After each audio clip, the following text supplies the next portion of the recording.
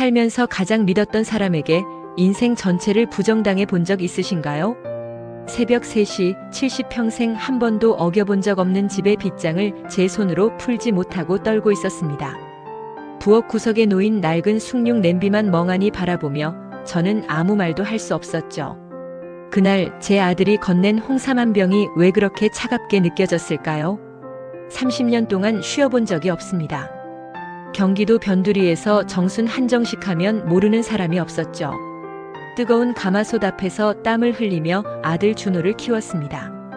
녀석의 대학 등록금도 장가갈 미천도 그 무거운 솥단지 안에서 나왔습니다.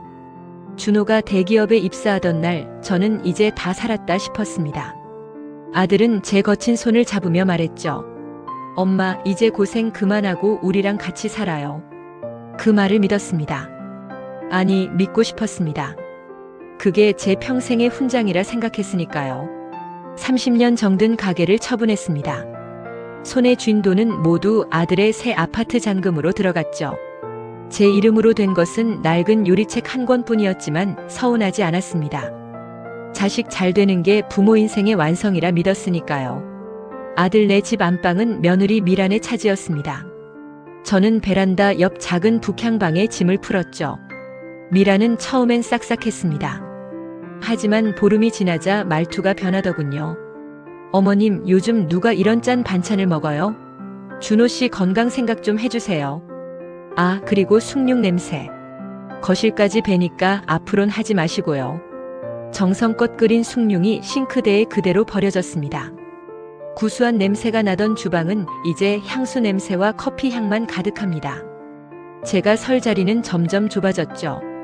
준호는 퇴근하면 제 방에 들르지도 않습니다. 거실에서 들려오는 웃음소리는 제 방 문턱을 넘지 못했습니다. 어느 날 저녁이었습니다. 설거지를 마치고 방으로 들어가려는데 닫힌 안방 문틈으로 낮은 목소리가 흘러나왔습니다. 준호 씨, 언제까지 이렇게 지낼 거야? 우리 사생활도 없잖아. 어머님 요새 깜빡깜빡 하시는 거 안 보여? 저러다 치매라도 오면 우리 인생은 어떡하냐고. 알았어. 내가 잘 말해볼게. 요양원 알아본 곳은 시설 괜찮아? 심장이 덜컥 내려앉았습니다. 치매라니요. 저는 여전히 손님 100명의 주문을 머릿속으로 외우던 사람입니다. 며느리의 목소리보다 더 아픈 건 대답하는 아들의 무거운 한숨이었습니다. 준호는 제 눈을 피하며 식탁 위에 놓인 팸플릿 하나를 슬쩍 밀어넣더군요. 유명 실버타운 안내장이었습니다. 잠이 오지 않는 밤이 늘어갔습니다. 문득문득 아들이 사준 홍삼 상자를 바라봅니다. 이상하죠? 뚜껑을 열 때마다 코를 찌르는 묘한 약품 냄새가 납니다. 기분 탓일 거라며 고개를 저었지만 손끝은 자꾸만 떨려왔습니다. 집안의 빗장을 잠그는 소리가 유난히 크게 들리던 밤이었습니다. 저는 깨달았습니다. 이곳은 이제 제가 지켜온 보금자리가 아니라 저를 가둔 거대한 감옥일지도 모른다는 사실을요. 저는 그날 밤 30년 만에 처음으로 보따리를 다시 쌌습니다. 갈 곳은 없었지만 이곳에 있으면 제 인생이 통째로 타버릴 것 같았거든요. 그런데 그때였습니다. 제 작은 방 창문 아래로 낯선 그림자가 비쳤습니다. 그리고 다음 날 준호가 처음 보는 생명보험 서류를 들고 제 방으로 들어왔습니다. 엄마, 이거 사인 하나만 해줘요. 엄마 노후 생각해서 들어두는 거야. 아들의 손등에 돋은 핏줄이 미세하게 떨리고 있었습니다. 제 눈을 똑바로 쳐다보지 못하는 아들. 그리고 문 밖에서 숨을 죽이고 서 있는 며느리의 그림자. 그들은 왜 제 목숨의 값을 매기기 시작했을까요? 그리고 1층에 새로 이사 왔다는 그 청년은 왜 밤마다 제 창문을 지켜보고 있는 걸까요? 아들이 내민 보험 서류 위에 찍힌 제 이름 석자가 유난히 낯설게 보였습니다. 도장을 찍는 손끝이 미세하게 떨렸지만 준호는 그저 서류를 챙기기에 바빴죠. 결국 저는 그 화려한 아파트를 나왔습니다. 등 떠밀리듯 짐을 싼 곳은 도심 변두리의 낡은 빌라 2층이었습니다. 아들은 한 달에 50만 원이면 혼자 살기 충분하지 않냐며 창문을 닫아주고 서둘러 떠났습니다. 짐이라곤 옷 몇 가지와 손때 묻은 무쇠솥뿐인 단칸방. 그곳에서 저는 30년 만에 처음으로 혼자가 되었습니다. 적막한 방 안을 채우는 건 낡은 냉장고의 웅웅거리는 소리뿐이었죠. 그러던 어느 날 오후였습니다. 쓰레기를 버리러 내려가던 길에 1층 문 앞에 서 있던 한 청년과 마주쳤습니다. 20대 초반이나 됐을까요? 벙거지 모자를 깊게 눌러쓰고 검은 백팩을 맨 아이였습니다. 이사 오셨어요? 네, 어제 왔네요. 2층 할머니예요. 청년은 제 얼굴을 한참이나 빤히 바라보더군요. 무례하다기보다는 무언가 확인할 게 있는 사람처럼요. 진수라고 자기를 소개한 그 아이는 제가 지나갈 때까지 문고리를 잡은 채 서 있었습니다. 그러더니 아주 작은 목소리로 툭 한마디를 던졌습니다. 밤에 누가 와도 절대로 문 열어주지 마세요. 특히 가족이라도요. 그게 무슨 소리냐고 되묻기도 전에 진수는 집 안으로 쏙 들어가 버렸습니다. 가슴이 철렁했습니다. 가족이라도 문을 열어주지 말라니. 그 말이 머릿속을 떠나지 않았습니다. 비가 추적추적 내리던 목요일이었습니다. 아들 녀석에게 전화가 왔죠. 이번 달은 사정이 어려워 생활비를 30만 원만 보냈다는 차가운 통보였습니다. 며느리 미란의 목소리도 들려왔습니다. 어머님, 홍삼은 챙겨 드시고 계시죠? 그거 비싼 거니까 거르지 마세요. 전화를 끊고 구석에 밀어두었던 홍삼 상자를 열었습니다. 뚜껑을 열자마자 코를 찌르는 싼 냄새. 한정식집을 30년 하며 온갖 약재를 만져본 제 코가 속을 리 없었습니다. 이건 홍삼의 쌉싸름한 향이 아니었습니다. 락스처럼 톡 쏘면서도 비릿한 기분 나쁜 화학약품 냄새였죠. 손이 덜덜 떨려 하마터면 병을 놓칠 뻔했습니다. 미라는 왜 저에게 이런 걸 보냈을까요? 아니, 준호는 정말로 이 안에 뭐가 들었는지 모르는 걸까요? 밤은 점점 깊어갔고 밖에서는 고양이 울음소리만 날카롭게 들렸습니다. 새벽 1시가 넘은 시간. 갑자기 빌라 입구에 차 한 대가 멈춰 서는 소리가 들렸습니다. 저는 숨을 죽이고 커튼 사이로 밖을 내다봤습니다. 검은 승용차에서 내린 건 준호와 미란이었습니다. 그리고 덩치 큰 낯선 남자 한 명이 그들 곁에 서 있었죠. 그들은 건물 안으로 들어오지 않고 밖에서 제 방 창문을 가리키며 낮은 목소리로 대화를 나눴습니다. 며느리 미란의 손에는 두툼한 서류 가방이 들려 있었고 낯선 남자는 장갑을 끼고 있었습니다. 오늘 끝내야 해. 2층이니까 추락사로 위장하기 딱 좋아. 정말 사고로 보일까? 경찰이 의심하면 어떡해. 보험 서류에 사인 다 받아놨잖아. 우울증 약 먹고 있었다고 하면 끝이야. 심장이 입 밖으로 튀어나올 것 같았습니다. 제가 뱃속에 품어 키운 자식이 제 목숨을 두고 거래를 하고 있었습니다. 어둠 속에서 그들의 담배 연기가 제 방 창가로 스멀스멀 올라왔습니다. 방 안에 불을 끄고 벽에 몸을 붙였습니다. 눈물도 나오지 않더군요. 그저 이 좁은 방 안에서 제가 할 수 있는 건 아무것도 없다는 무력감에 숨이 막혔습니다. 바로 그때였습니다. 벽 너머 1층에서 누군가 벽을 규칙적으로 두드리고 있었습니다. 톡톡톡톡. 진수였습니다. 그 아이는 제가 깨어있다는 걸 아는 모양이었습니다. 그리고는 제 휴대폰으로 문자 한 통이 도착했습니다. 할머니, 지금 짐 싸세요. 현관 말고 뒷문으로 내려오셔야 합니다. 창밖의 악마들은 이제 계단을 오르기 시작했습니다. 낡은 나무 계단이 삐걱 비명을 지르며 그들의 발소리를 전해왔습니다. 저는 평생의 재산이 든 낡은 통장 하나만 품에 안았습니다. 도대체 저 아이는 누구일까요? 그리고 제 아들은 왜 괴물이 되어 돌아왔을까요? 빗장을 푸는 소리가 들리기 직전 저는 뒷베란다의 작은 문을 열었습니다. 뒷베란다의 좁은 문을 여는 손가락이 얼음장처럼 차가웠습니다. 삐걱거리는 경첩 소리조차 천둥 소리처럼 크게 들려 심장이 멎는 줄 알았죠. 어둠을 뚫고 내려간 1층 뒷마당에는 진수가 기다리고 있었습니다. 그 아이는 제 입을 손으로 가리며 골목 끝 어둠 속으로 저를 이끌었습니다. 그때였습니다. 2층 제 방에서 과당하고 무거운 물체가 바닥에 떨어지는 소리가 들렸습니다. 아마 제가 자고 있어야 할 침대를 확인한 거겠죠. 저는 진수의 소매를 붙잡고 물었습니다. 너는 누구냐고, 왜 나를 돕느냐고 말이죠. 진수는 저를 인근 찜질방으로 데려갔습니다. 따뜻한 조명 아래서 본 진수의 얼굴은 평소 보던 어리숙한 청년이 아니었습니다. 그 옆에는 민우라는 이름의 눈매가 날카로운 남자가 기다리고 있었죠. 민우 씨는 자신들을 탐정이라고 소개했습니다. 놀라게 해서 죄송합니다, 할머니. 하지만 저들이 들어오기 직전이었습니다. 조금만 늦었어도 민우 씨가 노트북 화면을 돌려 저에게 보여주었습니다. 그 안에는 제가 살던 방 주변의 CCTV와 소형 녹음기에서 수집된 정보들이 가득했습니다.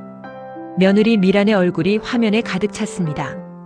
검은 장갑을 낀 채 제 방을 뒤지는 그 여자의 눈빛은 사람이 아니었습니다. 굶주린 늑대 같았죠. 더 잔인한 건 아들 준호의 목소리였습니다. 엄마가 없으면 정말 그 집 우리 거 되는 거지. 아들은 제가 남겨준 식당 판 돈도 모자라 제 목숨값으로 나올 사망 보험금과 이 낡은 빌라의 보증금까지 계산하고 있었습니다. 민우 씨는 믿기 힘든 이야기를 이어갔습니다. 미란이 과거에 이미 3번의 결혼을 했고 그 남편들이 모두 결혼 1년 안에 의문의 사고로 세상을 떠났다는 사실이었습니다. 준호는 4번째 타겟이었고 이제는 시어머니인 저까지 그 사냥 목록에 오른 것이었죠. 준호가 내 자식이 정말로 다 알고 있었다는 건가요? 제가 죽을 거라는 걸요? 그렇습니다. 하지만 아드님도 결국 미란의 손에 이용당하고 버려질 겁니다. 할머니, 이제 선택하셔야 합니다. 선택의 기로였습니다. 이대로 도망쳐서 여생을 숨어 살 것인가, 아니면 내 손으로 기른 자식의 죄를 세상에 드러낼 것인가. 70평생 남에게 모진 소리 한 번 안 하고 살았습니다. 하지만 이번만큼은 달랐습니다. 가슴 깊은 곳에서 뜨거운 불덩이가 올라왔죠. 그건 슬픔이 아니라 제 인생을 통째로 모욕한 자들에 대한 정당한 분노였습니다. 어떻게 하면 됩니까? 그 괴물들을 어떻게 잡으면 되나요? 민우 씨의 계획은 치밀했습니다. 저를 죽었다고 믿게 한 뒤 다시 살아 돌아온 것처럼 연출하여 그들이 서두르게 만드는 것이었죠. 범죄자가 가장 위험해질 때는 자신의 계획이 틀어졌다고 느낄 때입니다. 진수가 가방에서 작은 약병 하나를 꺼냈습니다. 홍삼과 똑같은 향을 내지만 인체에는 무해한 성분을 바꿔치기한 시료였습니다. 미라는 반드시 더 확실한 방법인 동물을 사용할 것이라고 했습니다. 손바닥만 한 작은 버튼. 이걸 누르는 순간 경찰이 들이닥칠 겁니다. 제 아들의 손목에 수갑이 채워지는 순간이기도 하겠죠. 자식을 내 손으로 사지에 몰아넣는 어미의 심정을 누가 알까요? 하지만 이대로 두면 준호는 더 큰 괴물이 될 것이고 결국 미란의 손에 죽게 될 겁니다. 준호야, 내가 나를 죽이려 했으니 이제 어미가 너를 살리기 위해 너를 잡아야겠구나. 새벽 공기가 찜질방 유리창에 하얗게 서리를 만들었습니다. 저는 진수가 건네준 따뜻한 차 한 잔을 마시며 마음을 다잡았습니다. 내일이면 저는 다시 그 지옥 같은 빌라로 돌아갈 겁니다. 사냥감이 아닌 사냥꾼의 심장을 품고 말이죠. 빌라 계단을 다시 오르는 발걸음은 이상하리만큼 가벼웠습니다. 죽음의 문턱을 한번 넘어서일까요? 아니면 이제야 끝을 볼 수 있다는 해방감 때문일까요? 어수선하게 어질러진 방 안에는 그날 밤에 급박했던 흔적들이 고스란히 남아 있었습니다. 저는 가만히 앉아 아들에게 전화를 걸었습니다. 준호야, 나다. 어제 친구네 집에서 자느라 소식이 늦었구나. 집에 와보니 문이 열려 있던데. 무서워서 그러니 미란이랑 같이 좀 와주겠니? 전화기 너머로 들려오는 아들의 숨소리가 거칠게 흔들렸습니다. 당황한 기색이 역력했죠. 하지만 이내 며느리 미란의 차분한 목소리가 끼어들었습니다. 금방 가겠노라고, 어머니 기력 보충할 홍삼을 새로 사서 가겠노라고 말이죠. 저는 휴대폰을 내려놓고 주머니 속 작은 녹음기를 켰습니다. 옷 안쪽에는 진수가 준 호신용 스프레이와 비상벨이 묵직하게 자리를 잡고 있었습니다. 약속한 시간이 되자 복도에서 구두 소리가 들렸습니다. 문이 열리고 들어온 아들 내외의 얼굴은 귀신이라도 본 듯 창백했습니다. 미라는 억지로 입꼬리를 올리며 제 손을 잡았습니다. 그 서늘한 손길에 소름이 돋았지만 저는 짐짓 모르는 척 웃어 보였습니다. 어머님, 정말 걱정했어요. 도둑이라도 든 줄 알고요. 자, 이거부터 한 잔 드세요. 이번엔 정말 좋은 거로 사왔어요. 미란이 가방에서 작은 병 하나를 꺼냈습니다. 뚜껑을 따서 제 입가에 바짝 들이밀더군요. 갈색 액체에서는 지난번보다 더 강하고 비릿한 냄새가 났습니다. 옆에 선 준호는 고개를 돌린 채 창밖만 바라보고 있었습니다. 제 아들은 제가 이 독을 마시는 순간을 참아 보지 못하면서도 말리지는 않았습니다. 준호야, 너도 한 잔 마시련? 엄마가 너 주려고 아껴둔 건데. 아니요, 저는 됐어요. 엄마나 드세요. 어서요. 그 짧은 대화 속에 30해 넘게 쏟아부은 제 사랑이 조각조각 부서져 내렸습니다. 저는 잔을 든 채 가만히 미란을 응시했습니다. 이 여자의 눈에는 오직 돈과 탐욕뿐이었습니다. 저는 마시는 척하며 잔을 입가에 가져갔습니다. 그러다 갑자기 잔을 내려놓고 미란의 눈을 똑바로 쳐다봤습니다. 미란아, 너는 내 아들이 죽어도 눈물 한 방울 안 흘릴 사람이구나. 준호야, 너는 정말 이 여자가 너를 사랑한다고 믿니? 순간 방 안의 공기가 얼어붙었습니다. 미란의 얼굴에서 가짜 미소가 순식간에 사라졌습니다. 본색을 드러낸 여자는 주머니에서 주사기 하나를 꺼내 들었습니다. 마시지 않는다면 억지로라도 주입하겠다는 심산이었죠. 준호는 당황하며 미란의 팔을 잡았지만 미란은 거칠게 아들을 뿌리쳤습니다. 이 늙은 여우가 다 알고 있었네. 이봐, 이준호. 멍하니 있지 말고 잡아. 이거 한 방이면 고생 안 하고 끝난다고 했잖아. 준호가 주춤거리며 저에게 다가오는 순간 저는 주머니 속 비상 버튼을 강하게 눌렀습니다. 그리고 동시에 호신용 스프레이를 미란의 얼굴을 향해 분사했습니다. 미란이 눈을 움켜쥐고 비명을 지르며 나동그라졌습니다. 준호는 겁에 질려 뒷걸음질 치다 벽에 부딪혔죠. 경찰입니다. 모두 꼼짝 마. 문이 박살나듯 열리며 민우 씨와 진수 그리고 무장한 경찰들이 들이닥쳤습니다. 바닥에 떨어진 독이 든 병과 주사기가 명백한 증거물이 되었습니다. 미라는 바닥을 기며 끝까지 소리를 질렀습니다. 자기는 잘못이 없다고, 다 준호가 시킨 일이라고요. 준호는 무릎을 꿇은 채 제 바지가랑이를 붙잡고 울기 시작했습니다. 엄마 잘못했어요. 내가 미쳤었나 봐요. 한 번만 살려주세요. 저는 울고 있는 아들의 손을 차갑게 뿌리쳤습니다. 예전 같으면 가슴이 찢어져 함께 울었겠지만 지금은 그저 허망한 뿐이었습니다. 경찰이 아들의 손목에 수갑을 채우는 소리가 방 안에 날카롭게 울렸습니다. 철컥. 그 소리는 30년 넘게 이어져 온 제 잘못된 집착과 헌신이 끝나는 소리이기도 했습니다. 민우 씨가 다가와 제 어깨에 겉옷을 걸쳐주었습니다.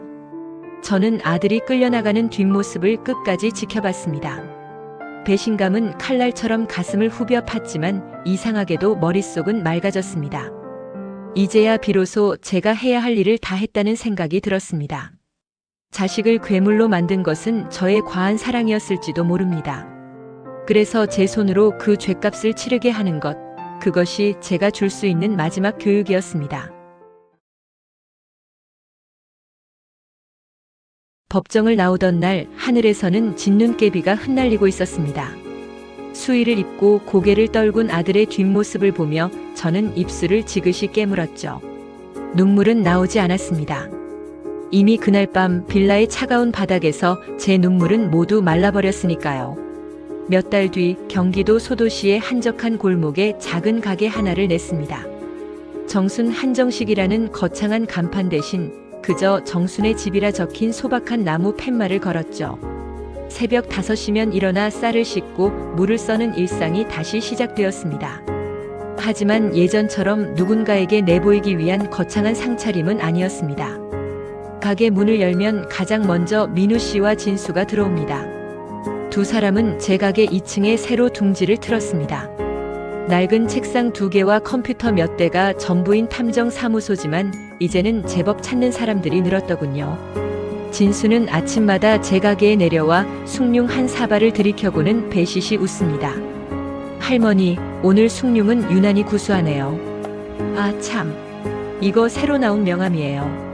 진수가 식탁 위에 작은 종이 한 장을 내려놓았습니다.